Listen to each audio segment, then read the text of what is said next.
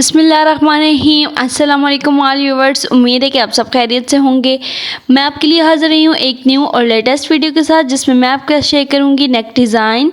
तो स्टार्ट करते हैं अपनी वीडियो को। यहाँ पे हमने चेपी बुकरम ली है, जिसकी जो चौड़ाई है वो तकरीबन हमने 5 इंच रखी है और जो इसकी लंबाई है वो 10 इंच रखी है। इसे फोल्ड करके इसकी लंबाई और चौड़ाई हमने की है।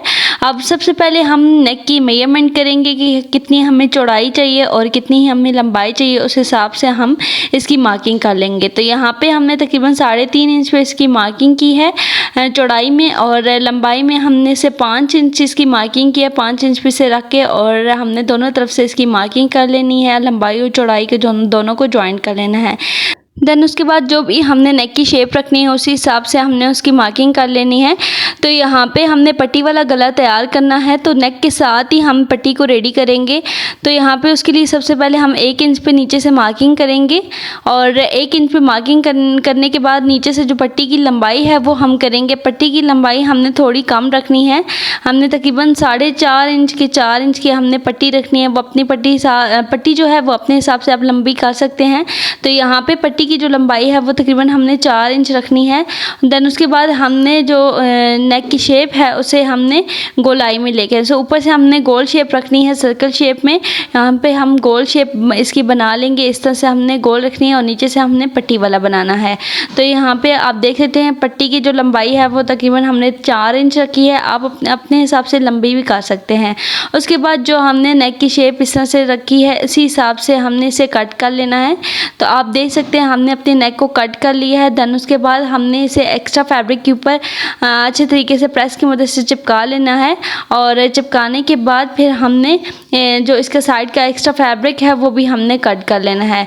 और कटिंग करने के बाद यहाँ पे इसके नेक के सेंटर में हमने लेस का यूज़ करना है। तो उसके लिए यहाँ पे हमने पहले साइड की सिलाई लगानी है, ताकि अंदर की तरफ बाई की तरफ जो हमने लेस का यूज़ करना है उसके लिए हमें लेस लगाने में आसानी हो। तो यहाँ पे इस तरह से नीचे से हमने सिलाई लगा ले ली है और जो सीधी साइड पे जो जिस तरह से जहाँ पे सिलाई आई है वहाँ पे आपने इस लेस को रख के और आपने स्टिच कर लेना है। और इस तरह से हमें लेस लगाते हुए ज़रा मुश्किल होती है, तो आप इस तरीके से आप लेस लगाएंगे कि पहले सीधी तरफ से आप इस तरह से स्टिच कर लेंगे चेपी बुकरम के साथ साथ। और देन उसके बाद जब आप सीधा करेंगे और तो सीधी साइड पे भी सिलाई होगी, तो उसी के ऊपर इस तरह से आप लेस को उल्टा करके इसी सिलाई के ऊपर लगाएंगे तो आप लेस को अच्छे तरीके से लगा सकेंगे।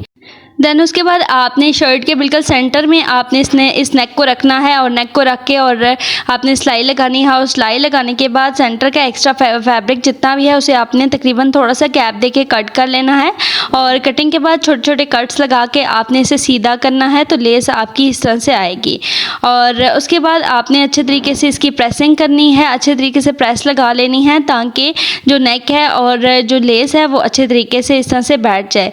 उसके बाद आपने सीधा करने के बाद जो आपकी किनारे किनारे पे जो आपकी सिलाई आई हुई है उसी के ऊपर आपने लेस को इस तरह से रख के और लगाते जाना है। जो नीचे की तरफ आपकी सिलाई है उसी के ऊपर आपने लेस को रखना है और इस तरह से सिलाई लगाते जाना है। और यहाँ पे कॉर्नर्स बनाना कोई भी मुश्किल नहीं है। इसको आपने लेस को ना ही फोल्ड करना है ना ही मोड़ना है। सेम जिस तरह से आप लेस को लगा रहे हैं इसी तरीके से आपने जहाँ पे कॉर्नर आएगा वहाँ पे आपने सुई को रोकना है। और रोकने के बाद आपने लेस को सीधा रख के और इसके ऊपर आपने इस तरह से सिलाई लगानी है। यहाँ पे कॉर्नर्स बनाना कोई भी मुश्किल काम नहीं है। सेम इसी तरीके से आपने कॉर्नर को बनाना है जिस तरह से आप सादा तरीके से लेस को लगाते हैं। तो यहाँ पे इस तरह से हमारी जो लेस है वो लग चुकी है।